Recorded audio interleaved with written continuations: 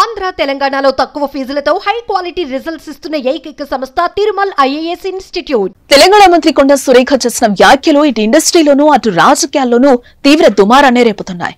Akkineni Naga Chaitanya Samantha divorce గురించి ఆమె చేసిన కామెంట్స్ పై టాలీవుడ్ ఇండస్ట్రీ ఆగ్రహం వ్యక్తం చేస్తోంది. ఇప్పటికే సినీ ప్రముఖులు సోషల్ మీడియా వేదికగా రియాక్ట్ అయ్యారు.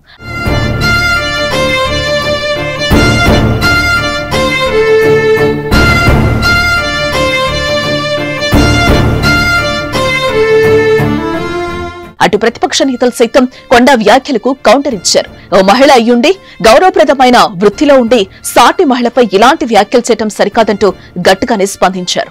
ఇదిలా ఉంటే తాజాగా కొండ సురేఖ వ్యాఖ్యలపై హీరోయిన్ రకుల్ ప్రీత్ సింగ్ కూడా స్పందించారు. తమ రాజకీయాల కోసం తన పేరును వాడుకోవడం ఆపేయాలని, గౌరవం కోసం మాట్లాడకుండా ఉంటే దానిని బలహీనతగా చూస్తున్నారని ఆవేదన వ్యక్తం చేశారు. మంత్రి కొండ సురేఖ వ్యాఖ్యలపై స్పందించిన రకుల్ ట్విట్టర్ వేదికగా ఇలా రాసుకొచ్చింది.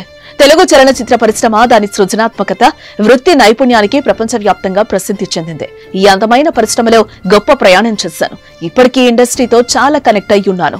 ఇలాంటి పరిశ్రమలో మహిళల గురించి నిరాధారమైన దుర్మార్గపు పుకార్లు ప్రచారం చేయడం బాధాకరం. మరింత నిరుత్సాహపరిచే విషయం ఏంటంటే చాలా బాధ్యతాయుతమైన స్థానంలో ఉన్న మరో మహిళ ఇలాంటి వ్యాఖ్యలు చేయడం మనసు విరిచేసేలా ఉందన్నారు.